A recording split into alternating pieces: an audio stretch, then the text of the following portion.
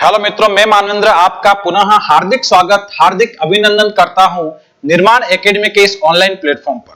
तो मित्रों, आज हम चर्चा करेंगे रक्त परिसंचरण तंत्र के क्वेश्चन एंड आंसर के बारे में। तो देखिए, पहला क्वेश्चन हमारे पास में कौन सा है। हाँ, पहला क्वेश्चन है, दिए गए चित्र में कौन सी रक्त वाहिनी वेना केवा या महाशिरा कहलाती है। यानी यहाँ पे ये दी हुई है, ये ब्लड वेसल से या रक्त वाहिनी कहा जाता है। और आपको पता होना चाहिए कि रक्त वाहिनी दो प्रकार की होती है, एक को कुछ को धमनी भी कहा जाता है और कुछ को शिरा भी कहा जाता है। तो इनमें से ये जो रक्त वाहिनी जितनी भी होती है, ब्लड वेसल्स होती है, इसमें वेना केवा किसे कहा जाता है। तो इसको यूं समझना बहुत ही सिंपल है।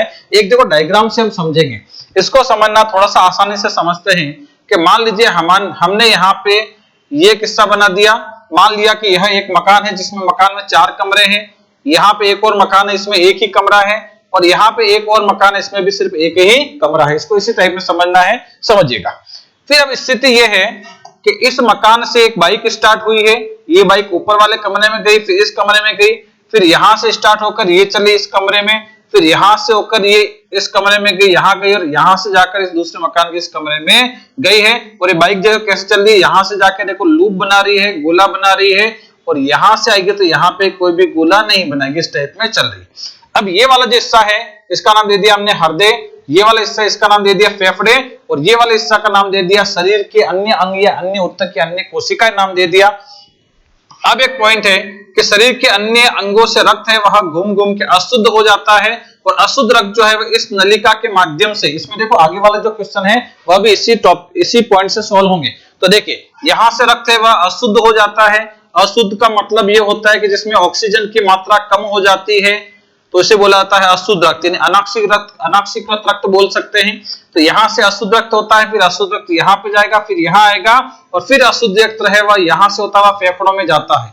फेफड़ों में जब यह पहुंचता है तो फेफड़ों में इसमें अशुद्ध रक्त में ऑक्सीजन मिल जाती है, और ऑक्सीजन मिलते ही अब इसे कहा जाता है ऑक्सीकृत रक्त, और ऑक्सीकृत रक्त को ही कहा जाता है शुद्ध रक्त। अब ये जो शुद्ध रक्त है ये यहां से आएगा ऊपर वाले में, इसमें जो ये जो चेंबर पाया जाता है इसमें आएगा। उसके बाद में इस चेंबर में यहां से पार होता हुआ यहां से होता हुआ वापस जाएगा शरीर के अन्य अंगों में, अन्य ऊतक में, वापस शुद्ध जाकर फिर घूम घूम के हो जाता है अशुद्ध। ये प्रक्रिया चलती रहती है। यहां तक देख लिए। अब एक पॉइंट देखना, ये जो ब्लड वेसल्स होती है ये वाली, इसे कहा जाता है वेना केवा। क्या बोला जाता है? Vena cava. अंग्रेजी में वेना केवा कहा जाता है। इसे इस टाइप में लिखेंगे, वेना केवा। और ये जो वेना केवा होता है इसी को बोला जाता है महाशिरा। सबसे बड़ी शिरा होती है इसलिए नाम दे दिया महाशिरा। फिर यहां से ये वाला जो हिस्सा होता है, ये हिस्सा, इसे कहा जाता है दाया आलिंद। ऊपर हमने देखा था ये ऊपर वाले आलिंद कहलाते हैं, नीचे वाले नीले। ये वाला दाया आलिंद हो जाएगा, ये वाला बाया आलिंद हो जाएगा, ये दाया नीले हो जाएगा, ये बाया नीले हो जाएगा। यहां तक देख लिए। अब ये जो रक्त है अशुद्ध रक्त यहां से पार होगा, यहाँ पे फेफड़ों में जाएगा, फेफड़ों से शुद्ध इसमें आएगा, और ये वाली जो इन नलिकाओं को भी नाम देंगे। ये जो नलिका है इसका नाम होता है पल्मोनरी आर्टरी, या इसी को बोला जाता है फुफ्फुसिया धमनी। और ये वाली जो होती है इसे कहा जाता है पल्मोनरी वेन या फुफ्फुसिया शिरा कहा जाता है।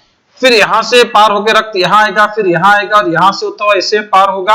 और ये वाली जो नलिका है इसे कहा जाता है महाधमनी। सबसे बड़ी धमनी यही होती है, और इसी को कहा जाता है एओर्टा। ये सभी हमें समझना पड़ेगा, तब आगे जाके पॉइंट समझ में आएगा। तो देखिए, अशुद्ध रक्त वेना केवा में गया, फिर यहाँ पे हम कहेंगे दाएं आलिंद में आया है, फिर दाएं नीले में आया है, यहां से पार होकर ये फुफ्फुसिया धमनी के माध्यम से फेफड़ों में जाएगा, फेफड़ों में ऑक्सीजन मिलेगी, शुद्ध हो जाएगा, शुद्ध होकर यह इस फुफ्फुसिया जो सीधा होती है इसमें जाएगा, फिर यहां से पार होकर यह वापस बाएं आलिंद में आएगा, फिर बाएं नीले में जाएगा, और यहां से पार होकर यह महाधमनी में जाएगा, और महाधमनी से वापस यहाँ पे आएगा। ये प्रोसेस चलती रहती है। इसमें आपके आगे वाले 3-4 क्वेश्चन सॉल्व हो जाएंगे। पहला क्वेश्चन ये सॉल्व होगा कि यहाँ पे लिखा है कि वेना केवा कौन सी है इसमें से। तो वेना केवा देखो कौन सी रहेगी, तो इसमें ये वाला हिस्सा रहेगा, यानी ये वाली जो है ये वेना केवा होती है। इसमें देखो इस टाइप में रक्त है वो मुंह हो रहा है, ये हृदय है, ये फेफड़े और ये शरीर का अन्य अंग है। तो 4 नंबर वाली वेना केवा हुई। इसमें देख लो 4 नंबर कौन सा है, तो ये इसमें है ये वाला, तो ये 4 नंबर वाली वेना केवा है, यानी इसके अकॉर्डिंग आंसर क्या सही हो जाएगा, सी सही हो जाएगा। सिंपल पॉइंट है। ऐसा कैसा क्वेश्चन देखो दूसरा पॉइंट है, शिराओं में रक्त के प्रवाह को, या फिर एक काम करेंगे इससे संबंध में जो क्वेश्चन है वह पहले देख लेते, जो हमने अपनी डायग्राम देखा वो थोड़ा ज्यादा ठीक रहेगा। तो इसमें देखिए यहां से एक और पॉइंट है, हाँ ये वाला हिस्सा देखिए, निम्न में से किस बिंदु के आधार पर फुफ्फुसीय जो धमनी होती है, जिसको फुफ्फुसीय धमनी कहा जाता है, पल्मोनरी वेन सॉरी धमनी कहा जाता है, आर्टरी तो पल्मोनरी आर्टरी है, और ये है फुफ्फुसीय शिरा से भिन्न कैसे होती है। तो इसमें भिन्न देखो, इसमें आपको याद रखना पड़ेगा धमनी का और शिरा का कुछ पॉइंट याद करना पड़ेगा। जैसे मैं आपको बता दूं कि हमारे शरीर में जो रक्त वाहिकाएं पाई जाती है, गौर से सुनना, जो रक्त वाहिकाएं पाई जाती है वह 2 प्रकार की होती है, एक का नाम होता है धमनी और दूसरे का नाम होता है इसमें शिरा। अब धमनी और शिरा से तात्पर्य क्या होता है, तो ये मान लीजिए हमारा हृदय है, और हृदय से रक्त को अन्य अंगों की ओर ले जाने वाली जो नलिकाएं होती है उनको तो कहा जाता है धमनी, और शिरा क्या होती है, तो अन्य अंगों से रक्त को लेकर हृदय में लेकर आती है, उसे कहा जाता है शिरा। ये पहला पॉइंट। फिर इस धमनी में बहुत सारे पॉइंट है, हमने क्लास में देखे होंगे और शिरा से संबंध में भी देखे होंगे। उसमें इससे संबंधित अगर शब्द देखे तो देखो धमनी जो होती है उसकी जो दीवारें मोटी होती है, जैसे कि मान लीजिए दीवार जो है ये वाली दीवार मोटी होती है। मोटी क्यों होती है, क्योंकि इसमें धमनी में रक्तदाब अधिक होता है, और रक्तदाब अधिक होता है तो दीवारें है वह फटनी नहीं चाहिए। तो हम कहेंगे देखो धमनी में मोटे रूप से देखा जाए तो हम लिखेंगे रक्तदाब जो होता है वह अधिक होता है, रक्तदाब अधिक होता है तो जो दीवारें है वह मोटी होती है, और दीवारें जब मोटी होती है तो अंदर का जो व्यास या डायमीटर कह सकते हैं, इसमें लिखा है अवकाशिका जो है वह क्या हो जाती है, तो वह छोटी हो जाती है। दीवारें जितनी मोटी होगी अवकाशिका उतनी ही छोटी होगी। जबकि अगर शिरा की बात करें तो इसमें देखेंगे कि शिराओं में ब्लड प्रेशर है वह कम होता है, ब्लड प्रेशर कम होता है तो दीवारें है वो पतली होगी तो भी चलेगी, क्योंकि दीवारें फटने की कोई संभावना ही नहीं है, क्योंकि ब्लड प्रेशर ही कम है। तो दीवारें पतली होती है, और दीवारें पतली होती है तो अंदर का जो डायमीटर है वह इसका अधिक होता है। फिर इसमें हम पॉइंट याद रखेंगे कि धमनी जो होती है उसमें रक्तदाब अधिक होता है, रक्तदाब अधिक होता है तो इसमें रक्त का प्रेशर अधिक होता है, प्रेशर अधिक होने के कारण रक्त है वह बैक आने की कोई संभावना नहीं है, इसलिए इसमें कपाट की कोई आवश्यकता नहीं होती। धमनी में पूछा जाए इसमें कपाट पाया जाता है क्या, कोई कपाट की आवश्यकता है नहीं तो नहीं पाया जाता। जबकि अगर शिराओं की बात करेंगे तो शिराओं में जो होता है उसमें ब्लड प्रेशर बहुत कम होता है, इसलिए यहाँ पे जो शिराएं पाई जाती है उसमें ब्लड है वह वापस बैक आने की संभावना रहती है, और बैक जब भी आता है तो इसमें इस टाइप के कपाट पाए जाते हैं, और जैसे ब्लड है वह बैक आता है तो कपाट बंद हो जाते हैं और रक्त है वह धीरे धीरे आगे की ओर बढ़ने लगता है। तो इसमें जरूरत है इसलिए इसमें पाया जाता है। आप देखो निम्न में से फुफ्फुसीय धमनी जो होता है उस फुफ्फुसीय शिरा से कैसे अलग होती है। कहने का मतलब यह है कि ऐसे विशेषता जो फुफ्फुसीय धमनी में तो पाई जाती है, फुफ्फुसीय शिरा में नहीं पाई जाती। तो वैसे हमने इसमें देख लिया है कि जो धमनी होती है उसकी दीवारें क्या होती है, मोटी होती है। इतना से पता है तो भी ये क्वेश्चन सही हो जाएगा। और तुलना करें तो देखो पहला पॉइंट है कि इसका जो व्यास या डायमीटर जो होता है या अवकाशिका जो होती है चौड़ी होती है, तो चौड़ी तो हो नहीं सकती, इसकी छोटी होती है, चौड़ी तो इसकी होती है, तो ये इसके हिसाब से गलत है। तो ये देखिए इसमें वॉल होते हैं, तो पहला पॉइंट का धमनी में वॉल की जरूरत ही नहीं होती, तो वॉल नहीं पाए जाते। और एंडोथेलियम नहीं होते तो ये भी ठीक है, तो ये भी इसमें नहीं रहती, ये सब उसमें होती है। तो सिंपल पॉइंट है कि दीवार जो होती है वो दीवार मोटी होती है धमनी की, कोई भी धमनी हो, चाहे फुफ्फुसीय धमनी हो या कोई अन्य धमनी हो। तो ये हो गया इससे संबंध में पॉइंट। फिर देखो एक और पॉइंट है, यहां पे देखो निम्नलिखित में से कौन रक्त को फेफड़ों से हृदय तक ले जाती है। क्या कह रहा है, फेफड़ों से हृदय तक। फेफड़ों से हृदय तक कौन लेकर जाती है, तो देखो ये वाला क्वेश्चन हमने सॉल्व किया था, यहां पे देख लो फेफड़ों से कहां पे लेके जाती है, हृदय तक। तो फेफड़ों से हृदय तक लेके जाती है तो इसका नाम हमने क्या रखा था, तो इसका नाम रखा था फुफ्फुसीय शिरा, फुफ्फुसीय शिरा रखा था। तो फुफ्फुसीय शिरा इसमें देख लो, हृदय से कहां पे शब्दावली क्या है इसमें, फेफड़ों से हृदय तक, फेफड़ों से हृदय तक, तो वो हो जाएगी फुफ्फुसीय शिरा, ये होगी फुफ्फुसीय शिरा। बस डायग्राम याद है तो इसमें क्वेश्चन है वह सही हो जाएगा। अब ये तो हो गया फेफड़ों से हृदय की ओर। अब थोड़ा आगे की ओर बढ़ेंगे। निम्नलिखित में से हृदय का कौन सा भाग सर्वप्रथम ऑक्सीजन विहीन रक्त को प्राप्त होता है। यानी जिसमें ऑक्सीजन की मात्रा कम है उसको बोल दिया ऑक्सीजन विहीन, और ऑक्सीजन विहीन को ही बोल दिया जाता है अशुद्ध रक्त। और अभी हमने देखा था कि जो अशुद्ध रक्त है वह हृदय के कौन से भाग में सबसे पहले पहुंचता है। तो वापस देखो बीच में इसमें आ जाओ, थोड़ा बैक जाके देखेंगे और यहाँ पे देखिए ये रहा, हाँ ये देखिए सबसे पहले ये हृदय है, उसमें अशुद्ध रक्त कहां पहुंचेगा, तो अशुद्ध रक्त यहां से होता हुआ इस ऊपर वाले भाग में पहुंचेगा और इसी को बोला जाता है दायां आलिंद। क्या बोला जाता है, दायां आलिंद। तो इसका आंसर जो है वह दायां आलिंद हो जाएगा, दायां आलिंद लिखा हुआ होगा इसमें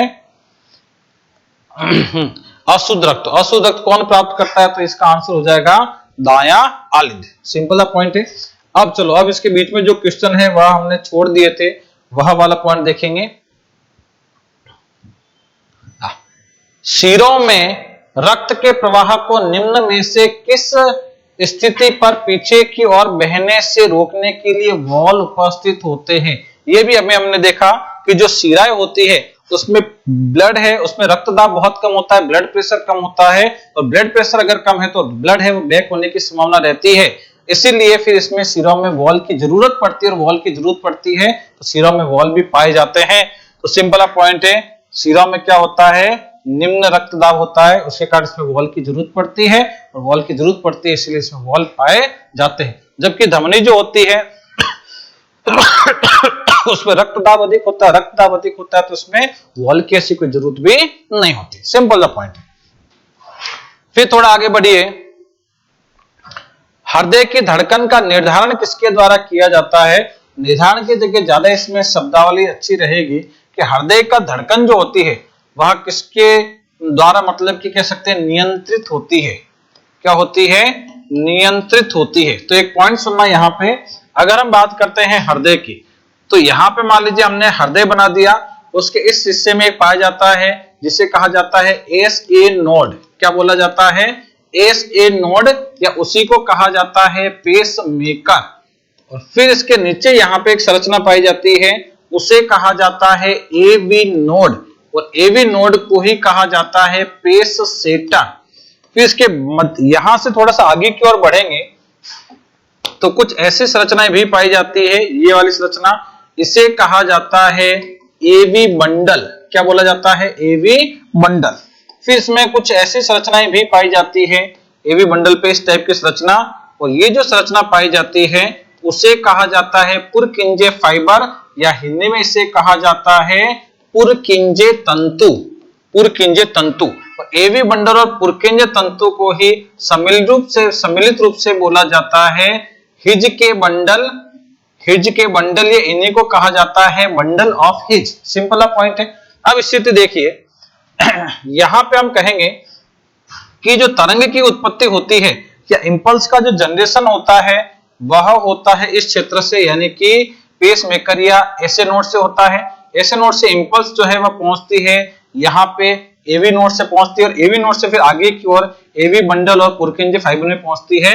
इसी कारण हृदय जो है वह काम करता है। तो हृदय को धड़कन को नियंत्रित वो करेगा जहां से इंपल्स का जनरेशन होता है। इंपल्स का जनरेशन इस जगह से होता है, यानी एसए नोड से होता है। तो ये कह रहा है कि हृदय की धड़कन को नियंत्रित करने वाली संरचना का नाम क्या था, देखो इसमें होगा एसए नोड। और एसए नोड कभी नहीं आया तो इसकी जगह शब्दावली होगी पेस मेकर। एसए नोड का अन्य नाम क्या है, पेस मेकर होता है। कंप्लीट यहां तक। अब थोड़ा सा आगे की ओर बढ़ेंगे।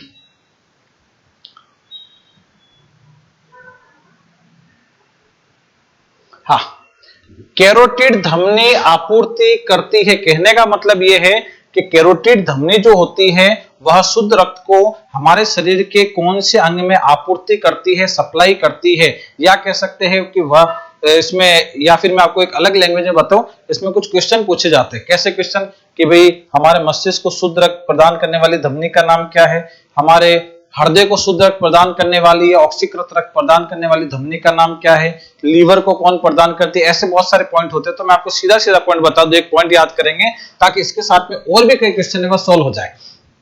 तो यहाँ पे जैसे हम लिख देते हैं विशेष कुछ अंग नाम लिख देते हैं, और यहाँ पे लिखेंगे कि इन अंगों को रक्त आपूर्ति करने वाली धमनी, रक्त आपूर्ति करने वाली धमनी कौन सी होती है। जैसे कि अगर हम बात करें अंग के बारे में, तो एक क्वेश्चन पूछा जाता है कि बताइए हृदय को रक्त आपूर्ति करने वाली धमनी का नाम क्या है। तो हृदय जो होता है वो कल परसों हमने देखा था, हृदय को रक्त आपूर्ति करने के लिए अलग से धमनी पाई जाती है, उस धमनी का नाम होता है कोरोनरी। क्या नाम होता है मित्रों? कोरोनरी होता है। फिर पूछ लिया कि बताइए किडनी को शुद्ध रक्त आपूर्ति करने वाली या किडनी को रक्त आपूर्ति करने वाली धमनी का नाम क्या है। तो किडनी के लिए सब यूज होता है रीनल, तो हम कहेंगे कौन सी धमनी है, तो ये हो जाएगी रीनल धमनी। इसी टाइप का क्वेश्चन पूछा जाता है कि बताइए लीवर जो होता है उस लीवर को ब्लड सप्लाई करने वाली धमनी का नाम क्या होता है। तो लीवर को कहा जाता है हेपेट, और हेपेट से शब्दावली बनेगी हेपेटिक धमनी। तो यहाँ पे हमें याद रखना है लीवर को ब्लड सप्लाई करने वाली धमनी का नाम हेपेटिक धमनी होता है। अंग्रेजी में हिंदी में इसमें दोनों में सेम नाम है। अब थोड़ा सा आगे की ओर बढ़ेंगे और क्वेश्चन पूछ लिया जाए कि बताइए जो ओवेरी और जो टेस्टिज होता है, ओवेरी का मतलब हिंदी में इसे कहा जाता है अंडाशय, और जो टेस्टिज है टेस्टिज को हिंदी में कहा जाता है वृषण। तो इन दोनों को ब्लड सप्लाई करने वाली धमनी का नाम क्या होगा। तो देखिए अंग्रेजी में इन दोनों को सम्मिलित रूप से कहा जाता है गोनेड्स, और गोनेड्स को ब्लड सप्लाई करने वाले का नाम होता है गोनेडल धमनी। क्या कौन सा नाम है? गोनेडल धमनी। इसी टाइप में यहाँ पे पूछ लिया कि बताइए मस्तिष्क को ब्लड सप्लाई करने वाली धमनी का नाम क्या है। तो मस्तिष्क को ब्लड सप्लाई करने वाली धमनी का नाम होता है कैरोटिड, और ये वाला पॉइंट यहाँ पे पूछा गया था, और ये सभी पॉइंट महत्वपूर्ण है, इसका एक स्क्रीनशॉट ले लीजिएगा, फिर इसके बाद में आगे बढ़ते हैं। हाँ, अब देखो यहाँ पे ये पूछ रहा है, यहाँ पे क्वेश्चन में क्या पूछा गया, क्वेश्चन ये पूछ रहा है कि कैरोटिड धमनी है वह रक्त आपूर्ति किसको करती है। तो सीधा सा ध्यान रखना मस्तिष्क को करती है, और धमनी है तो इसके कौन सा रक्त बहता है, तो ऑक्सीजन युक्त बहेगा। तो इसका जो आंसर है वो ये वाला हो जाएगा, यानी सी वाला जो आंसर है वह सही होगा। ये जो सी है यह सही हो जाएगा। फिर चलो आगे वाला नेक्स्ट पॉइंट देखते हैं। नेक्स्ट पॉइंट है सामान्य स्वास्थ्य वाले किसी वयस्क व्यक्ति के सिस्टोल एवं डायस्टोल प्रेशर, दाब प्रेशर कितना होता है। तो सिंपल आप पॉइंट देखिए कि एक व्यक्ति का जो ब्लड प्रेशर होता है वो हमें याद होना चाहिए। एक व्यक्ति का blood pressure 120/80 mm of Hg होता है। Hg का मतलब होता है हाइड्रोजन, हाइड्रोजन को पारा भी कहा जाता है और अंग्रेजी में मरकरी भी कहा जाता है। अब इसका अर्थ भी समझना, 120/80 mm ऑफ Hg क्या होता है। इसमें दो टाइप से हम याद करेंगे, या फिर इसमें देखो आपको सिंपल तरीका बता दूं कि मान लीजिए हम डॉक्टर के पास में गए और डॉक्टर को कहता है कि डॉक्टर साहब हमारा ब्लड टेस्ट किया, सॉरी हम डॉक्टर साहब हमारा जो ब्लड का जो प्रेशर है वह चेक करना है, ब्लड प्रेशर है, बीपी चेक करना है, बीपी चेक करो। तो डॉक्टर जो उसके पास में एक यंत्र होता है, वो यंत्र ऐसे खोलेगा तो यहाँ पे एक नलिका नुमा संरचना होती है। उस नलिका नुमा संरचना के अंदर एक जो चमकीला पदार्थ भरा रहता है, उस चमकीले पदार्थ को बोला जाता है पारा, या वही होता है मरकरी। अब स्थिति यह है कि देखो वो जो यंत्र है उसका एक हिस्सा लेकर उसमें जो लपेटने वाला हिस्सा है वो यहाँ पे लपेट देते हैं। उसी के अंदर फिर जो स्टेथोस्कोप जो होता है, जो कान के अंदर लगा के वो स्टेथोस्कोप यहाँ पे लगाया जाता है। उसमें डॉक्टर जो है वो प्रेशर को बढ़ाता है, और प्रेशर को बढ़ाकर वो डॉक्टर है वो इसमें जैसे जैसे प्रेशर बढ़ाएगा, इसमें जो नलिका होती है उस नलिका में पारा ऊपर की ओर चढ़ता रहता है। अब डॉक्टर मान लीजिए उसको 190 की ओर लेके गया, फिर इसमें 190 की ओर लेके गया, फिर इसमें वायु को हल्का सा लीकेज करता है, तो ये जो पारा है वह धीरे धीरे नीचे की ओर आएगा। और पारा जब नीचे की ओर आएगा तो मान लीजिए अगर कोई व्यक्ति स्वस्थ है तो 120 के आसपास उस डॉक्टर को जो स्टेथोस्कोप कानों में लगाया हुआ है उसमें धड़कन सुनाई देगी, धड़कन की आवाज सुनाई देगी, तो वो नोट कर लेगा कि ये 120 है। फिर उससे नीचे वापस थोड़ा सा 110 के आसपास ध्वनि नहीं आएगी, 100 के आसपास नहीं आएगी, अगर 80 अगर नीचे वाला है तो इसमें 80 के आसपास आएगी। तो इसी को कहा जाता है 120/80 mm ऑफ Hg, जिसमें 120 जो होता है ये तो होता है सिस्टोलिक प्रेशर। क्या होता है? सिस्टोलिक प्रेशर होता है। और ये जो 80 जो है इसे कहा जाता है डायस्टोलिक प्रेशर। क्या बोला जाता है? डायस्टोलिक प्रेशर कहा जाता है। अब एक पॉइंट सुना, इसमें पूरा पॉइंट सुनिए। सिस्टोलिक प्रेशर क्या होता है, डायस्टोलिक प्रेशर क्या होता है, इसके बारे में भी अध्ययन करेंगे।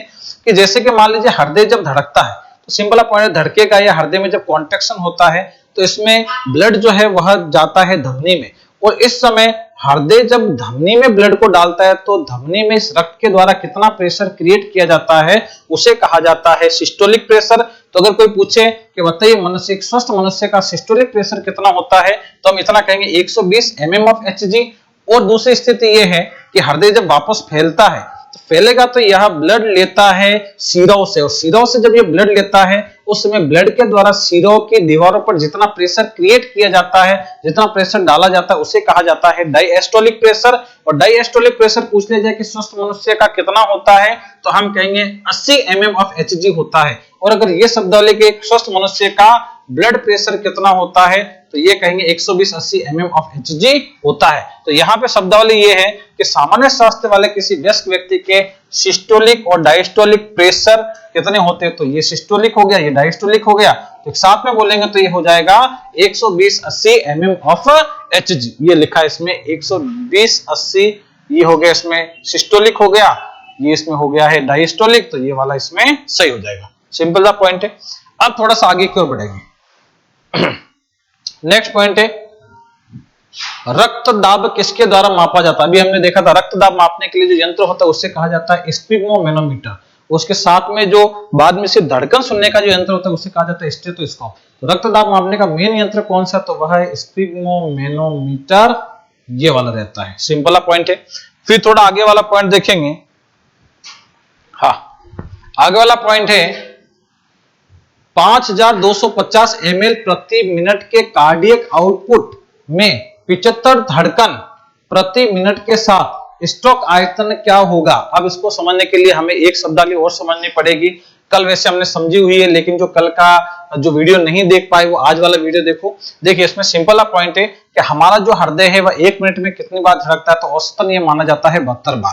तो हम कहेंगे कि हमारा हृदय जो है वह 1 मिनट में 72 बार धड़कता है, यानी कि इसकी जो धड़कन है वह 72 धड़कन प्रति मिनट होती है।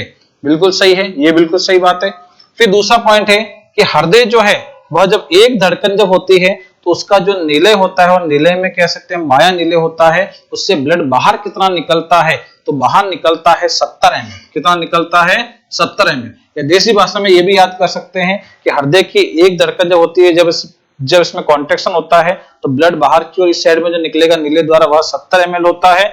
और ये जो 70 ml जो होता है उसी को बोला जाता है स्ट्रोक आयतन। क्या बोला जाता है मित्रों, इसी को कहा जाता है स्ट्रोक आयतन। तो हम कहेंगे कि स्ट्रोक आयतन तो ये होता है, और हृदय 1 मिनट में धड़कता कितने बार है, 72 बार।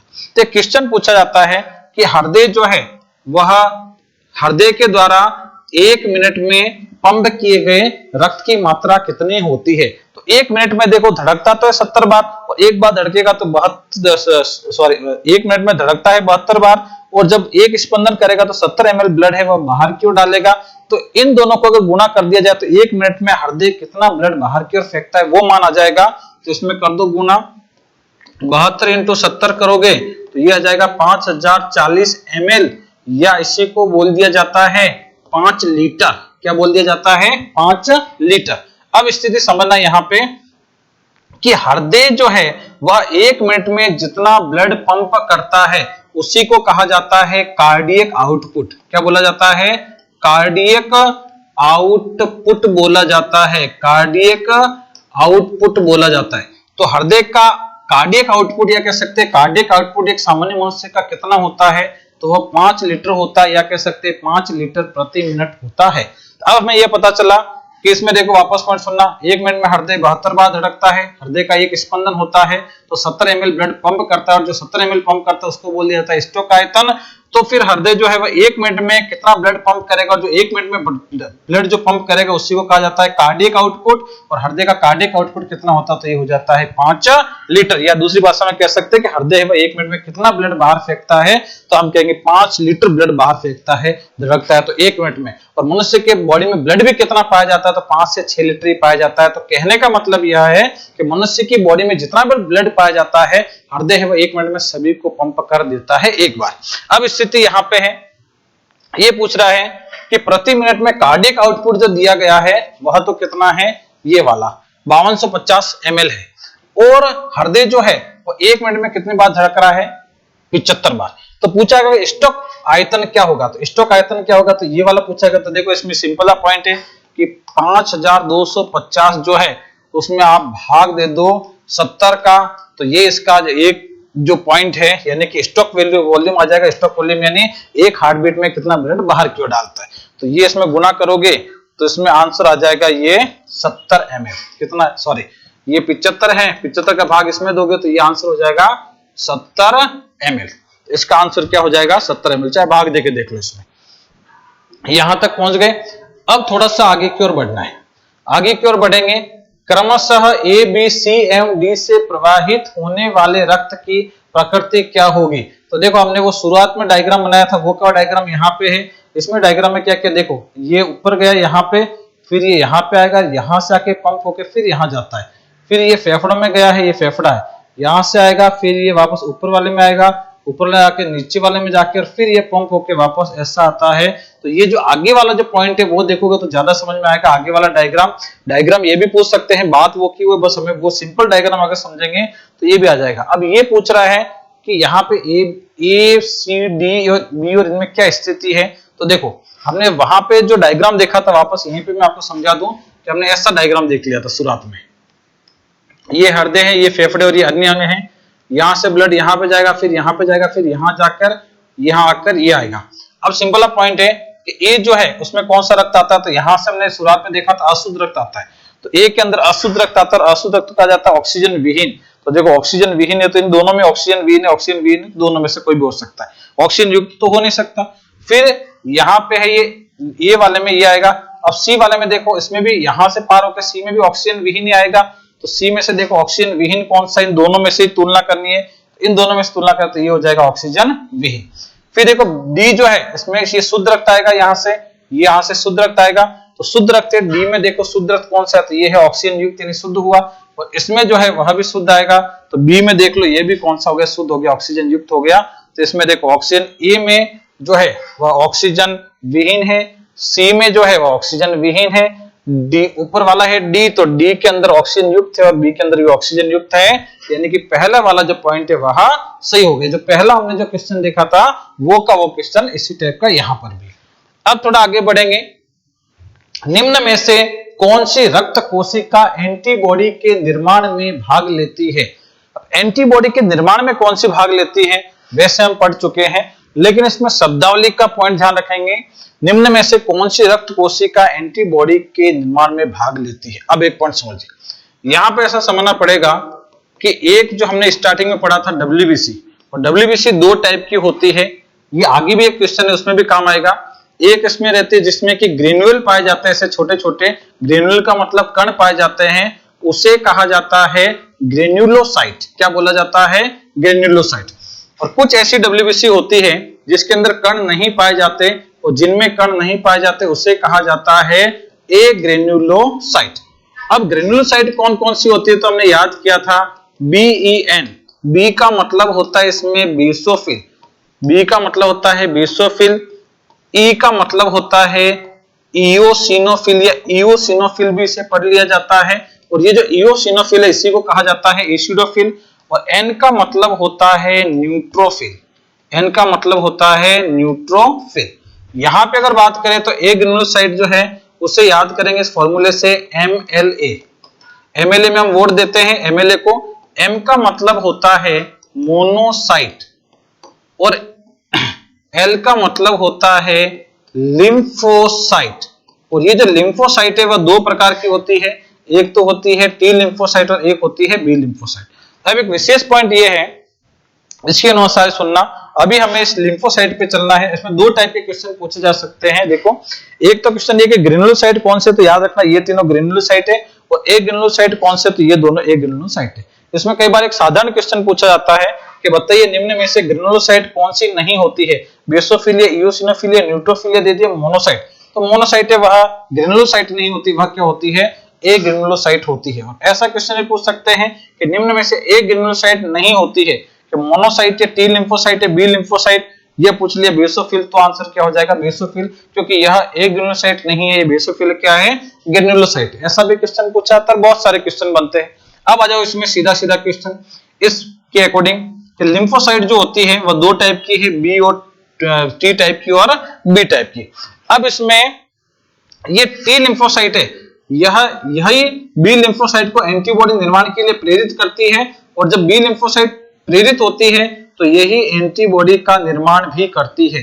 तो दो क्वेश्चन है, इसमें ध्यान रखना कि एंटीबॉडी के निर्माण को प्रेरित कौन करती है, तब तो करती है टी लिम्फोसाइट, और एंटीबॉडी का निर्माण किसके द्वारा किया जाता है, तो आंसर हो जाएगा बी लिम्फोसाइट के द्वारा। तो देखो निम्न में से कौन सी रक्त कणिका जो है वह एंटीबॉडी के निर्माण में भाग लेती है।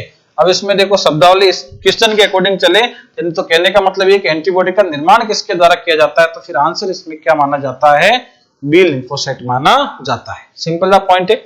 फिर थोड़ा आगे बढ़िए। हाँ, एक ग्रेनुलोसाइट जो शरीर के प्रतिरोधी तंत्र के लिए उत्तरदायी होती है। अब ये तो हमें पता है कि सभी जितने भी डब्ल्यूबीसी वह सभी प्रतिरोधी तंत्र या रोग प्रतिरोधक क्षमता के लिए जिम्मेदार होती है, लेकिन ऐसे कौन से एक ग्रेनुलोसाइट है जो रोग प्रतिरोधक क्षमता के लिए जिम्मेदार होती है, तो देख लो एक ग्रेनुलोसाइट में ये तो है सभी ग्रेनुलोसाइट है और ये है एक ग्रेनुलोसाइट।